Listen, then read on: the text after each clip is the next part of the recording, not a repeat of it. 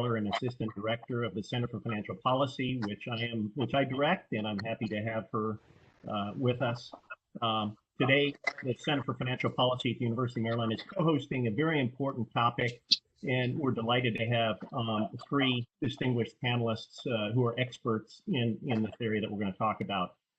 First of all, the Center for Financial Policy is the premier academic center in terms of outreach of research between academics, both within the Smith School of Business at the University of Maryland and externally other universities, other top universities as well, and linking that research and that thought leadership with thought leaders in industry, in the financial industry, in the regulatory community, and in policymaking. And being in Washington, of course, during normal times gives us great advantages to do so.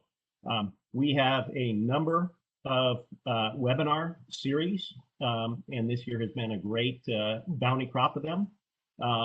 This particular series that this webinar is a part of is called the Second Objective Function. And we have run, I think it's 5 now, prior webinars to this that have focused on climate change. And today I'm delighted that we're going to have another webinar on climate change, but it's going to be climate measured in a different way rather than CO2. Very proud to do this. For those of you who are not on our mailing list for the CFP, please do join us so that you get on our email list so that you can find out ahead of time and sign up for these types of get-togethers, these types of conferences, webinars, and hear what we're doing at all times. The way to do so, just Google search Center for Financial Policy. The first link that pops up will be ours, and there you can find easily how to sign up on our email list, as well as you'll have access to recordings of past events, including our recording of Nobel Prize winner Robert Shiller earlier this fall on narrative economics. Many great things to check out there. All right, that's the Center for Financial Policy. My colleague, Nima Farshi, runs the Center for Social Value Creation. That center is also at the Smith School. I'm going to turn it over to Nima now to describe the CSVC and its mission and how they're interested in what they're doing in the space of diversity, which is what today's webinar is about. And because the CSVC and the CFP are co-hosting this great event. Nima. Thanks so much, Russ. Thank you for the introduction. My name is Nima Farshi, and I'm the director of the Center for Social Value Creation here at the Smith School. Our mission at CSVC is to educate, engage, and empower our students to create a better world through business. We strive to create a world where business operates for the long-term value of both people and planet. We're very excited here for the panel event today to discuss how diversity, equity, and inclusion impact asset management in the financial sphere. We are so excited to co-host this event with the Center for Financial Policy.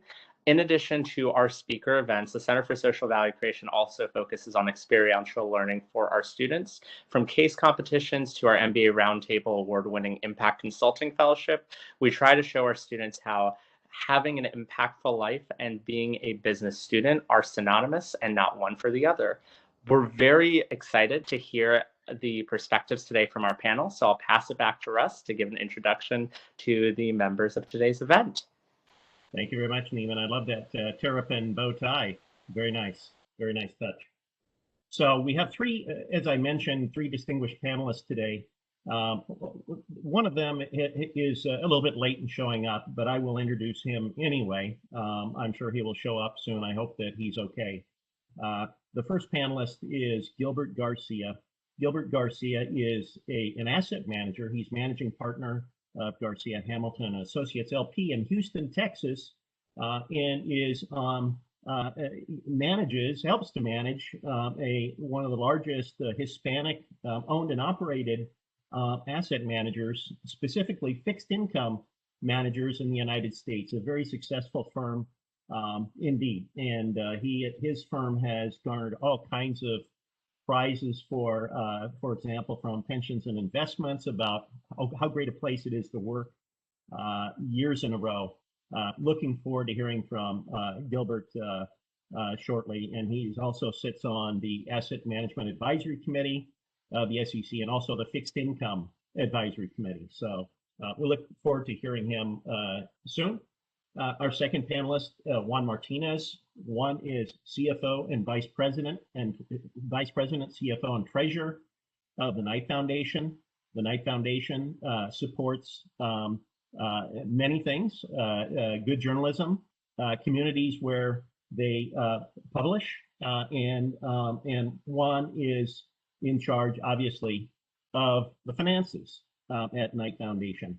And Juan has smartly and nicely sponsored several studies, which he will talk about. We'll let him open until we see Gilbert Garcia arrive. And third is Robert Rabin, who's Executive Director of the Diverse Asset Managers Initiative. This is part of his. This is an initiative that runs out of the Rabin Group, which is a national public affairs firm that, through advocacy and communications, shifts power to women and people of color. And he is well known in all circles, in the regulatory circles. He served in the Justice Department in the Clinton administration. He's been around DC once or twice, and we welcome him as well and look forward to hearing from him. So Juan, Mr. Martinez, maybe I will kick off with you, since you have these interesting studies, including the Professor Josh Lerner's led study. Josh Lerner at Harvard Business School and the Bella Research Group had this interesting study that was updated in January on a study of ownership, diversity, and performance in the asset management industry.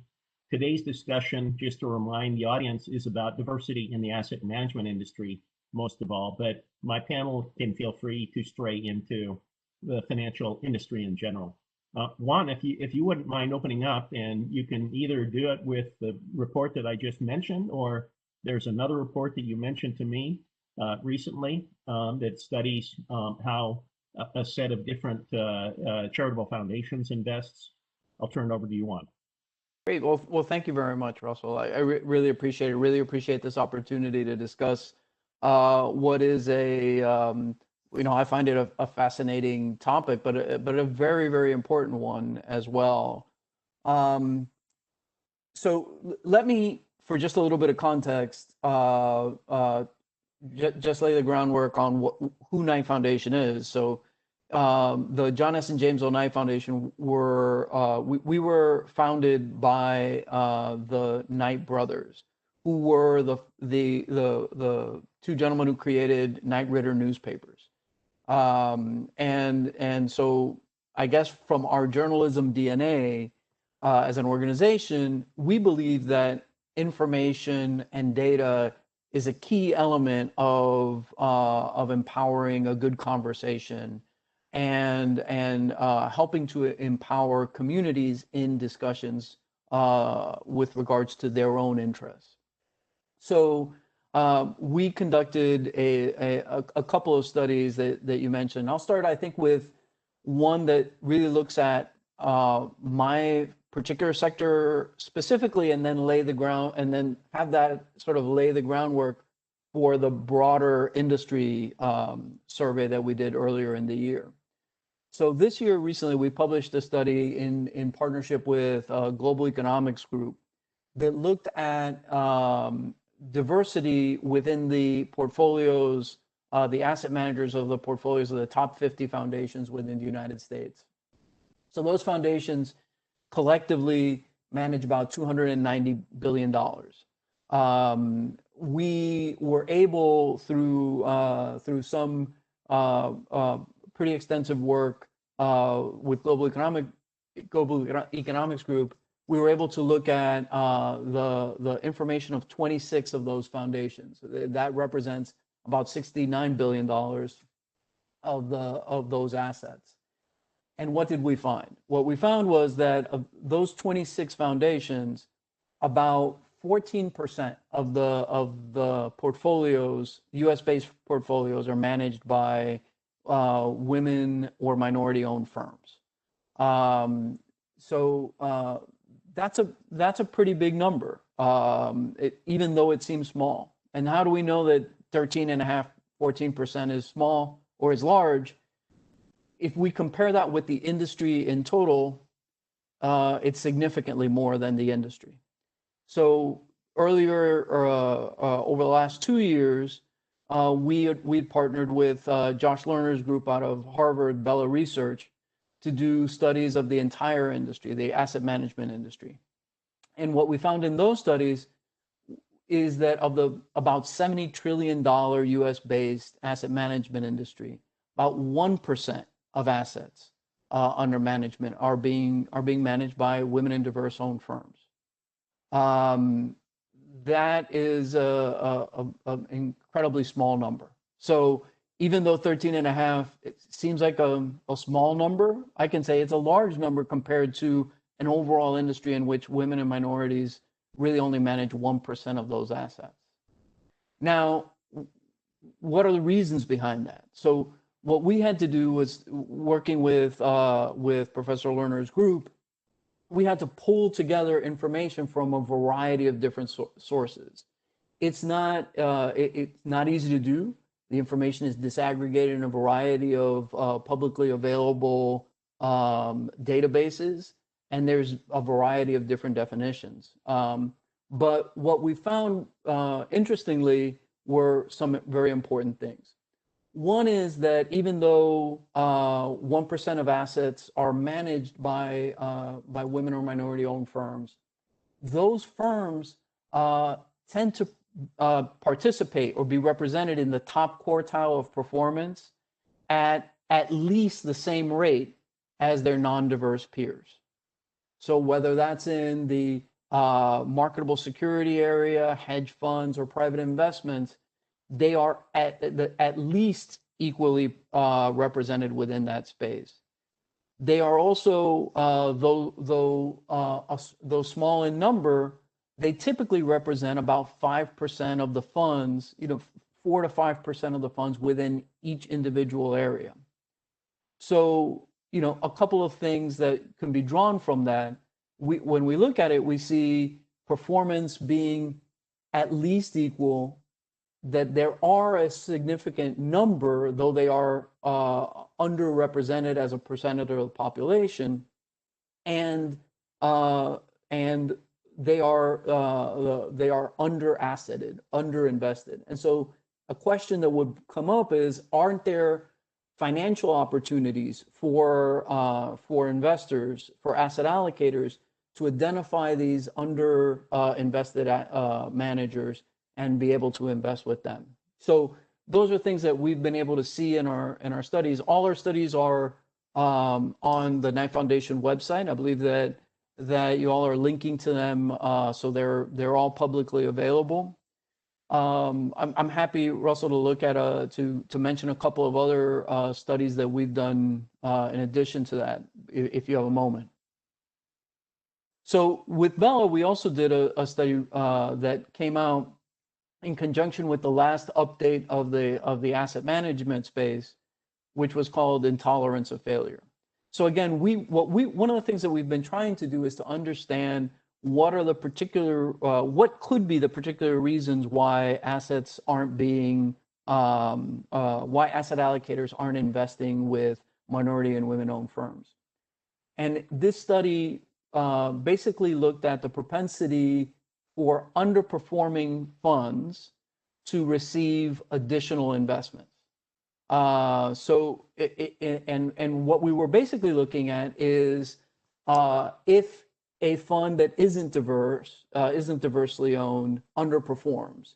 If a diverse-owned firm underperforms at a similar rate, what's the likelihood of them receiving additional funding going forward?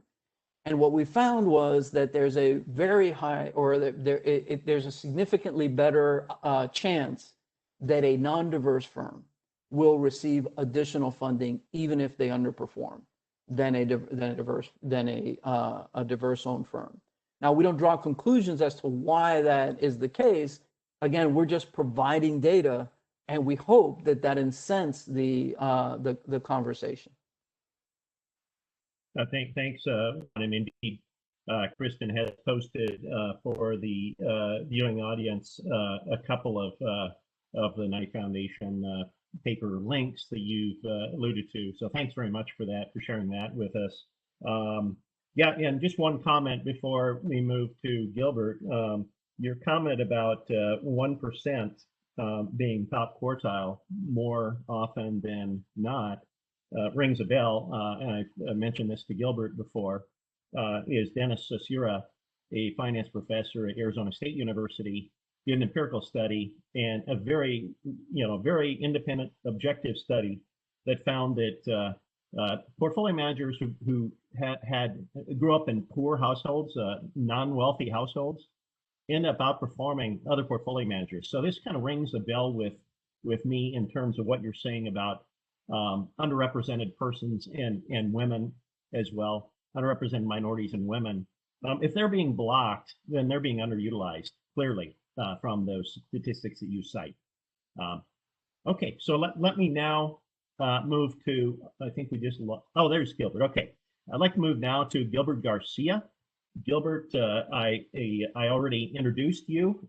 Your reputation precedes you, and I mentioned that you and I are buddies, members of the Asset Management Advisory Committee at the SEC. You're also a member of the Fixed Income Committee at the Advisory Committee at the SEC. So you're doing double duty, and I'd like you to talk a little bit about your firm and why this discussion today about diversity in asset management. Why should we care about this? Sure. Thank you very much. So I'm going to give you my story, and it'll be brief, and then I'm going to answer the two things that you meant, especially the why should we care about it. My story is not very different than other people in the minority community. And so I think it's very important to grasp that. Because remember, my grandfather didn't go to college, my dad, my mother, nobody went to college in my lineage. I'm first generation. My father was a Marine, and then he was a custodian. That was the way for Hispanics to sort of get out of poverty, the Marine Corps. And then I was a product of public schools. I'm proud of that, from Corpus Christi, Texas. Never been out of the state but one or two times in my entire life. My first big break is I got into Yale University, and I went, and it changed my life.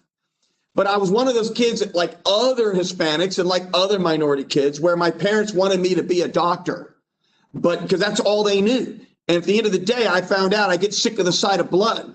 And then they wanted me to be a lawyer. But of course, I don't like to read or write.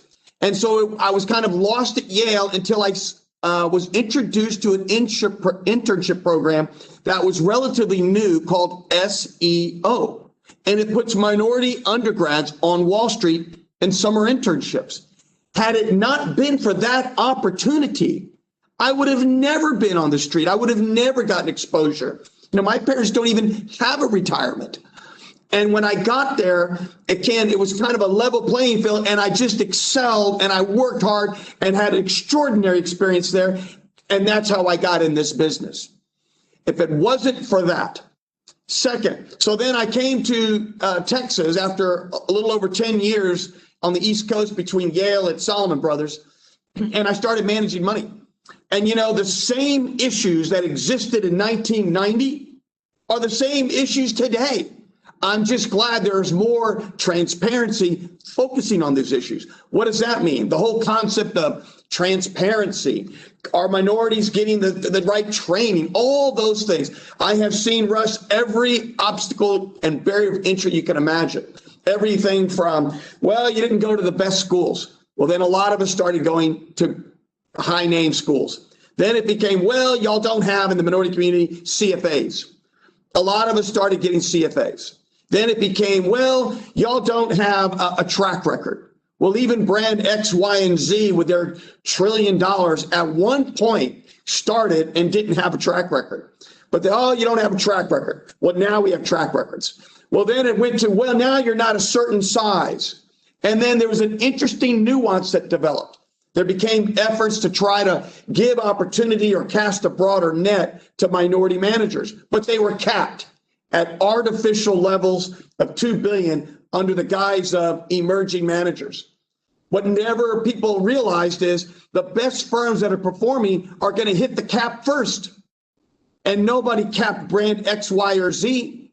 So at the end of the day, we started having searches, Russ, where we were too big to compete in the emerging manager against our peers, but we were too small to be considered a real manager to compete for real business. So we have seen all of those things. And we are now, we've been working hard, all that. And when people say, what's the key to the success of your firm? When I arrived in January of 2002, we were 200 million. We didn't cross 1 billion till the first quarter of 2009. And here we are just under 17. I can tell you right away, the diversity of our firm is so rich. 75% of our employees are women. 75% are minorities. And that's the beauty. It brings people from all different backgrounds, all different experiences together. And that's why we've had essentially no turnover. The stability has been remarkable, and we continue to grow. And some of the obstacles, of course, and I'm not afraid to say it, people say, Gilbert, if you speak out too much, you'll hear it in a second, is the consultant community.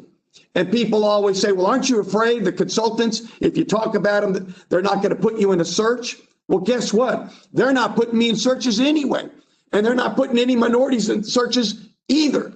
So at the end of the day, the key is this. If you look at P&I Magazine, there are 100 largest consultants at roughly 45 trillion in assets. The largest 10 have 85% market share. Let that sink in. Back to Juan Martinez's data, et cetera. The largest 20 are 94% market share.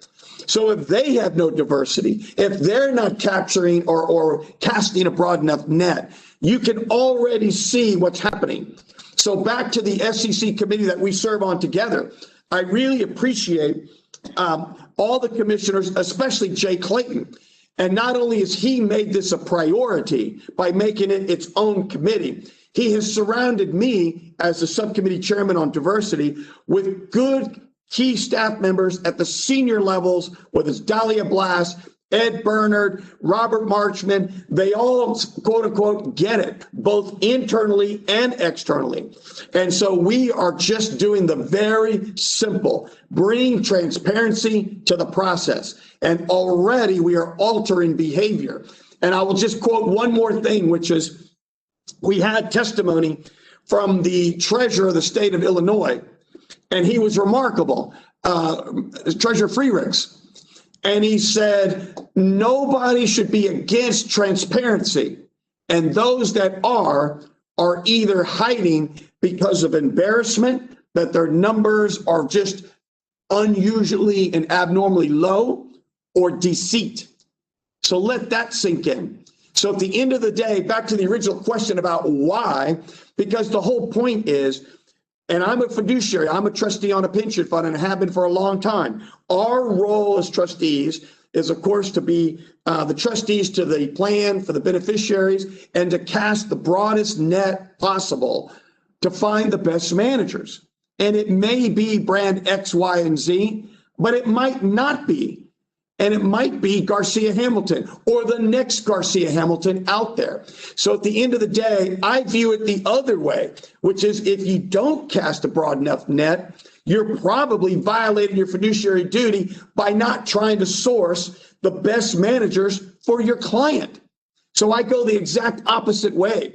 So in my view, there shouldn't be a lot of these labels and artificial barriers.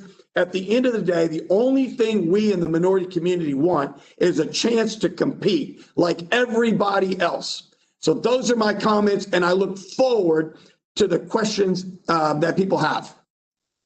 Yeah, and building on that, I want to remind the audience that please feel free and do submit any questions or comments via the chat box, and we will get to as many of these as possible. Gilbert, before I let you off the hook on your opening remarks, Juan, I think brought some really nice data-driven statistics about how underrepresented persons are being shunned. I guess to put it bluntly. But and that they can actually offer a lot to an asset management firm or to a asset owner. I just wanted to find out from you, what is the mechanism? How does a diverse organization benefit the field of asset management? What is the mechanism there? Is it just the diverse viewpoints, or what makes this happen? Sure. Part of it relates to, and I'm not making any negative judgment about others as much as I'm shining the light on the minority community, which is most of us have spent our entire lives with a different lens. In other words, I hear people talk about cognitive diversity. I don't know what that means. To me, it means diversity without minorities, but I don't really know what that means. I hear people talk about these sorts of, we had a committee come educate us on diversity, or we set up a diverse panel in our firm to sensitize us. At the end of the day, remember, all of us in the minority community, like the song says, we were born this way. And so we just look at life through a lens where we've had to work harder. We've had to struggle harder. We already accept those circumstances and we're hungry. And again, most of us are first generation, and most of us, like at our firm, we are, responsible for supporting extended members of our family. And so I think there's just a whole different viewpoint of a work ethic and focus that it might be unique. I think it's unique to the minority community, and I think we have capitalized on it. Remember, I have been in rooms where I have been outright said that our firm will never be in a search by some of the largest consultants in the country, those largest 10, will never be in a search because we don't have enough white male partners in our firm. So let that sink in. It wasn't because we don't have enough resources or our performance isn't good, but they were making a judgment of something that shouldn't even be part of the analysis. So back to the question, I just think we'll work harder. I think our values are different. And we always believe, like I'm recognizing SEO, I wouldn't be here, and other mentors of mine, paying it forward, giving hand ups to people, whether it's through internship programs, things we support, but we make a difference. We have a much bigger mission to support and be something bigger than ourselves. Terrific, thank you. Robert Rabin, as I mentioned earlier, is Executive Director of the Diverse Asset Managers Initiative. This is an initiative to improve allocations to firms owned and or managed by women and people of color through his Rabin Group. I know that Robert has a lot of things interesting to talk about. Among them is a new study of investment consultants. Mr. Rabin? Thank you, Mr. Wormers, for having us. I appreciate you. And Juan, I respect you, but Gilberto, I love you. I just love you. And for people who don't know, this is his indoor voice. You should hear the outdoor voice. Thank you, gentlemen, for your intelligence and your passion for this stuff. You make what we do with the Diverse Asset Managers Initiative happen.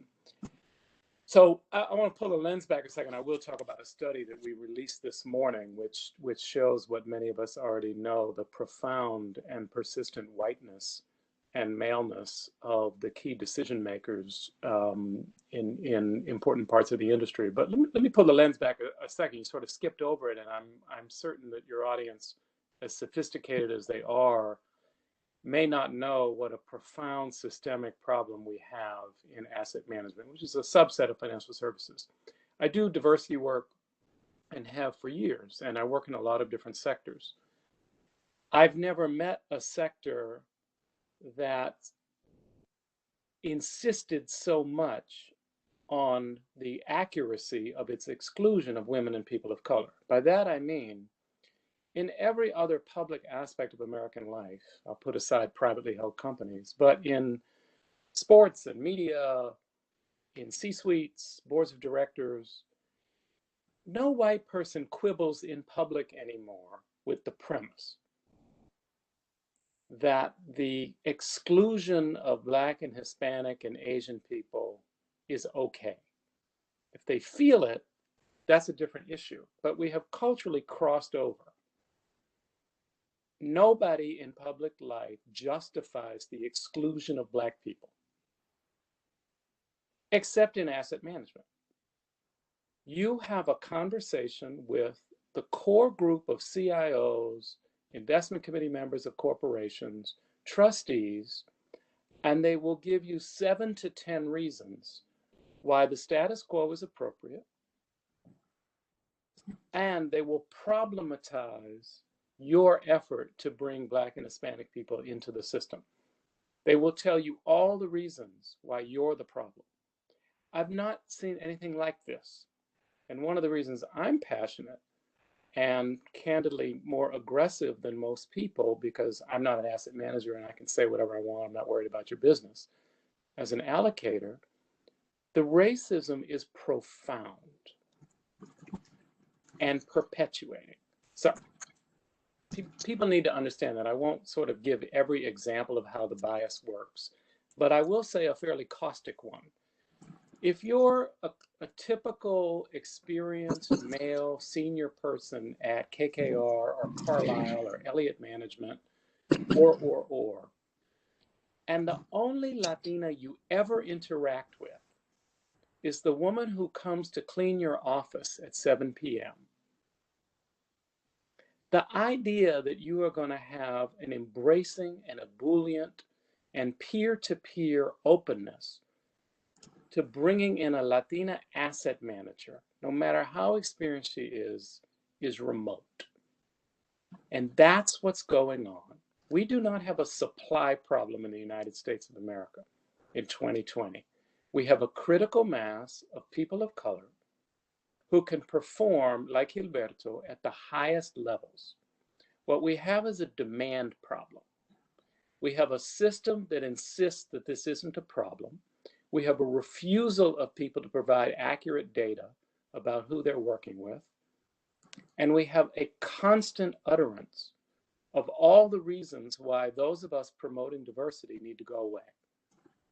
And so I'm not sure, Russell, that's why you hosted us today, but your audience needs to know that until white people who are in positions of authority in endowments, foundations, corporate America, pension plans, high net worth offices, start asking the question, hey, are we missing out on returns because we don't have access to all the talent?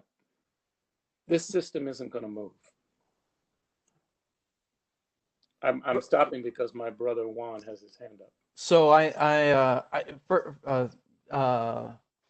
thank you, Robert. I will say one thing. I agree with we're all it's a difficult act to follow first Gilbert and then Robert, right? Like that's so I want to thank Russell for letting me go first, so that way, like the grown-up goes first. Well, we'll see about that.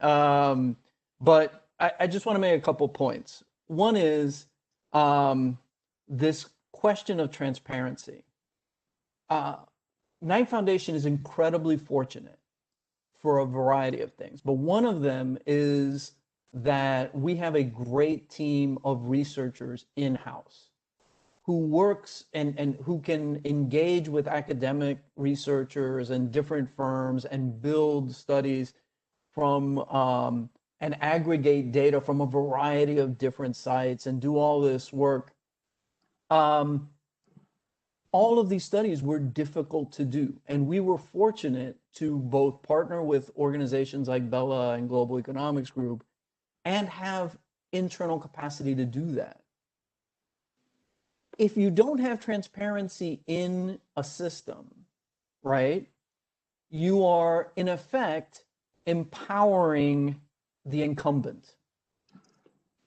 And in financial services, incumbents grow larger and larger, and then that size becomes its own barrier to entry, as Gilbert is saying, right?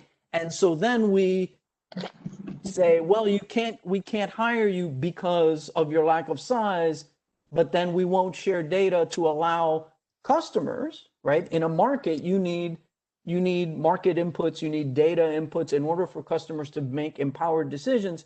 If you don't have that transparency, then the customer can't make the decision. And then we complain about what in effect is a self-reinforcing negative feedback loop, right? So I just wanted to throw that out there. An issue, you all, Russell and Gilbert, you guys are on the SEC panel. The SEC, which is the regulator of the sort of uber regulator in this sector, has a diversity survey that's voluntary. My understanding is that the response rate to that is much less than 5%, right? Now, what does that say about people being able to inform customers about having information? Juan, can you tell us a little bit more what that survey is? Tell our audience what that survey exactly is. So Gilbert, I think you guys could, because you have access, but my understanding, I don't have to fill it in. I'm an asset allocator, but it is the one survey that provides demographic detail, or can provide demographic detail on the sort of the staffing within asset managers and consultants. Yeah, it's that are SEC registrants. Yeah, it's very simple form.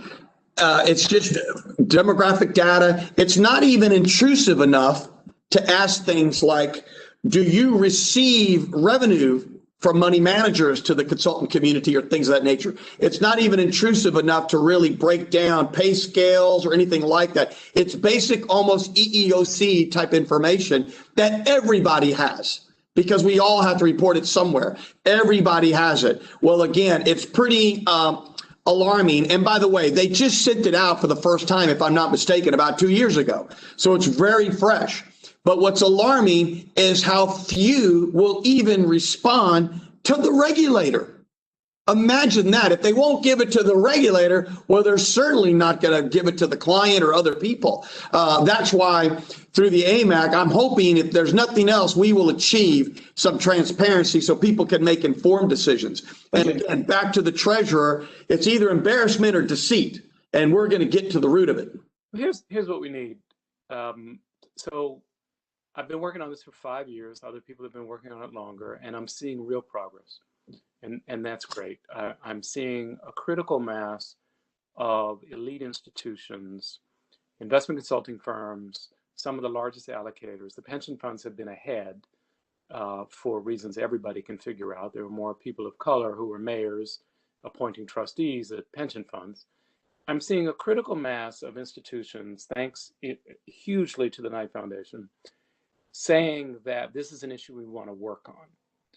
So they're at least admiring the problem. I'm seeing a much smaller group of institutions taking it seriously to meet their own rhetoric.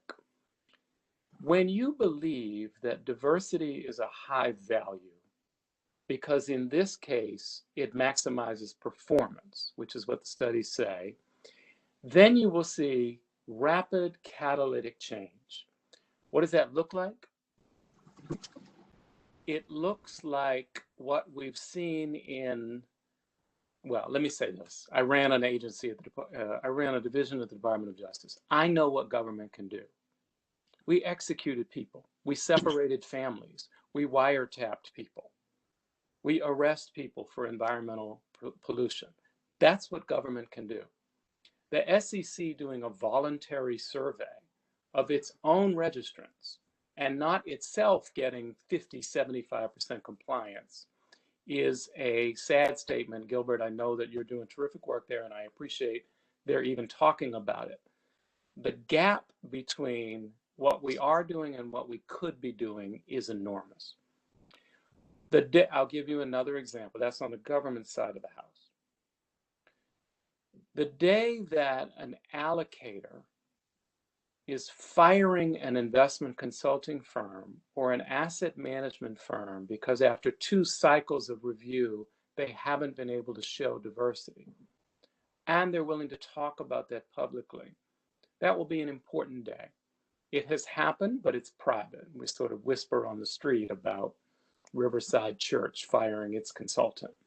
So I won't go on and on. I'll state the point rather than give examples. Diversity is a value. It's one that we say we embrace. When you embrace a value, you define it and you execute upon it. The good news is we have an increasing number of institutions who are trying to define it, which is great. They're talking about it. Over the next several years, we hope to have a critical mass of institutions that are executing upon it. They are firing a senior manager. They are firing an asset management firm because of a failure or an inability to diversify. That ought to be our goal. Did you also, Robert, want to discuss the results of your study a bit more? You do. So I will, yes. Thank you so much. Yes, I do. It. So Diverse Asset Managers Initiative released a study this morning, 7:30 a.m., hit the wires, institutional investor. It's on the diverseassetmanagers.org website. And all the studies that are being discussed right now, the important Knight studies, Lerner, Stanford University, Illumin, there's a growing body of demographic research to give us some quant here. It's all on the diverseassetmanagers.org website. What we released this morning showed of the top investment consulting firms to which Gilbert referred, there is a persistent lack of diversity at the top, certainly in ownership, but also in senior management. Some good news is there's an uptick in women and people of color at the junior consultant level and at the staff level. There's stubborn non-movement at the ownership and management level. For those of you who don't know, the investment consulting firms are the search firms. Just like for C-suites and boards of directors, important institutions rely on search firms to help them invest their assets. These search firms are opaque. Only 2 are publicly traded, Mercer and Aon, I believe. And they're very, very white. Now, white people can find black people to manage assets. That's not the point. But it's probative. If your own organization refuses to diversify, as does RVK, as does ANCO, they are 95% white, 2 large investment consulting firms. If your own institution refuses to diversify, the chance that you're going to be actively looking for Latino or Black asset managers is super low. I'll point out and single out, because it's my job, Mercer is the largest investment consulting firm in the nation. It's publicly traded. They are quantum leaps larger than the next one. They refuse to discuss their diversity. They won't discuss it with the SEC. They won't answer our surveys. What is going on with a publicly traded company in the United States of America in 2020 that won't have an adult conversation with people about whether or not you have Black people? So Mercer, if you're listening, it's time. You're the largest investment consulting firm in the country. What are you hiding? Thank you, Robert. Here's a question that came in from a viewer for Gilbert.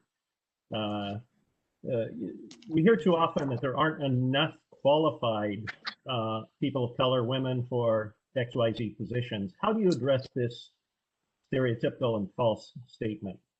Sure. First and foremost, it's not accurate, but I hear them, right? Second of all, there are many different trade organizations that if they really are sincere and want to find these folks, all they got to do is pick up a phone call, call some of the board of directors, call the staff, and I assure you they can get a list like that of lots of people, whether it's NASP, the National Association of Securities Professionals, whether it's AIM, whether it's the NAA, the New America Alliance, whether it's NAIC, whether it's the Knight Foundation, Robert Rabin, Gilbert Garcia. The point is they are there and they are hungry and eager and they can perform. And so the real key is not, are they there? The key is, do you really want to find them? because if you do, we'll help you find them. They're there and they're qualified. Terrific. Thank you. Nima Farshi, Director of the Center for Social Value Creation at the Smith School of Business. I'm going to hand the baton to you, and see if you have questions that have come in or that have come up with you. Definitely. So I was curious about when you are seeing organizations that have a diverse asset managers, is there a correlation between diversity in asset managers and ESG investment strategy? Or is there no correlation between how diverse asset managers choose to allocate their funds? Sure. Juan, go ahead, Juan. So I think the answer is it depends, because the definitions are so broad, right? I think the when we talk about asset allocation, one of the issues and asset allocators, I think one of the inherent problems is that folks think about that as a uniform strategy.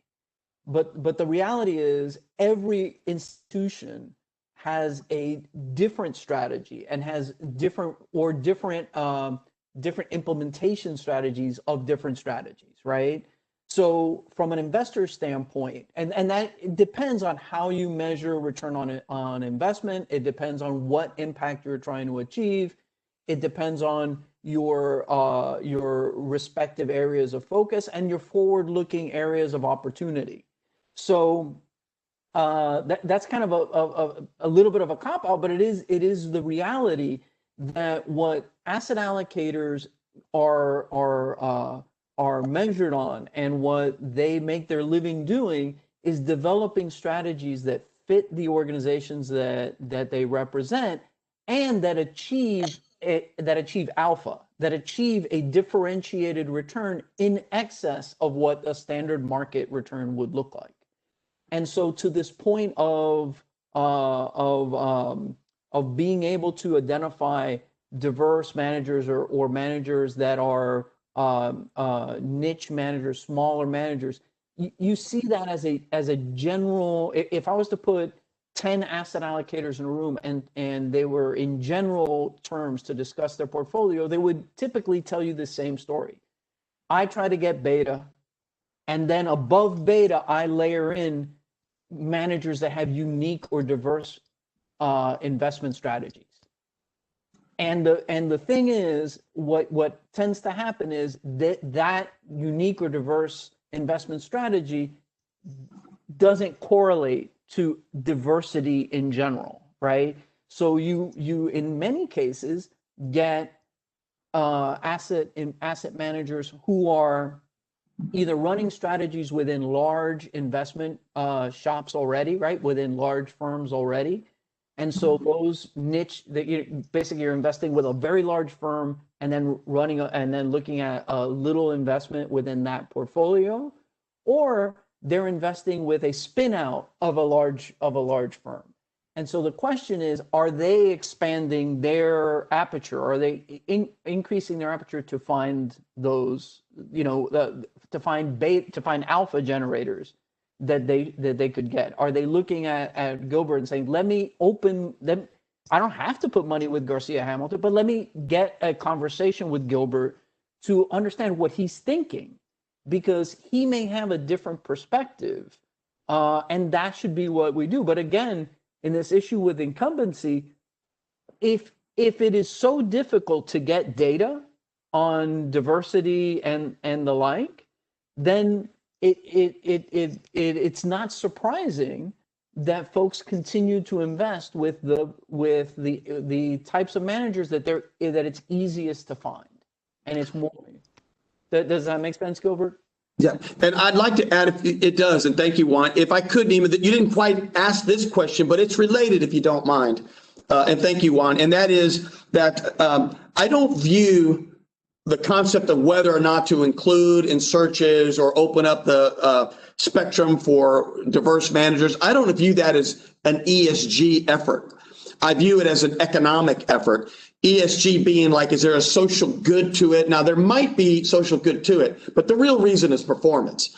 But if you're gonna make it an ESG type discussion, then my view is go all the way. And what do I mean by that? P and I reported on some of the largest managers, and they got the lowest ranking on governance. In other words, if you're gonna make it some sort of an ESG type related issue, go all the way. And my view is, I think then any manager that claims that they're doing some ESG fund or you're putting ESG money to work, it starts with the firm themselves. And how are they with minority representation at the top, at the board level, and everything else? And if they don't rank well, my view is they shouldn't even be allowed to put ESG on the label. Perspective. So a follow-up regarding NASDAQ and their announcement regarding whether it's a requirement or a recommendation in the debate right now of having diversity at the boards that are traded. What are your thoughts regarding that and how that plays a role into this discussion? I'll say two things. It's I'd love for a SEC lawyer to tell me why they had to go ask the SEC to do it, and I'm sure there's some rulemaking answer. But I come at it from a cultural. You're a membership organization.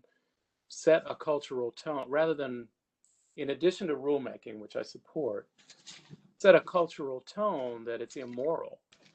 It's immoral for you to be a member of this organization to have an all-white board. And so to make it culturally unacceptable, that's one. Two, let me be clear. I appreciate the progress. I appreciate that a major institution feels like it wants to do better here. That's great. New paragraph. One, just go do it.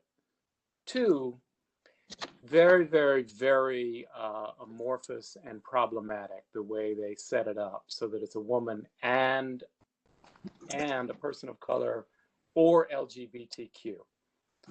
This is a disaster. I've been gay my whole life. I'm still gay. My mother would love for me to sort of change my mind someday, but it's not going to happen. The question of the exclusion of Black people in this country is sui generis. There is nothing like the treatment of African Americans. The notion that it's sort of all people of color, all gays, the veterans, and oh, the disabled, it's all the same, is absurd. And it ought to be nipped in the bud. That doesn't mean that we sort of need to go to a regime where it's one of this and two of that and three of that. Not that that would be the worst thing in the world, but I'm deeply, deeply troubled by this conflation that everybody who's not sort of white, cis, normative is all in this other bucket. That's terrible. I don't know whose idea that was. And Russ, Nima, you know, I'm always the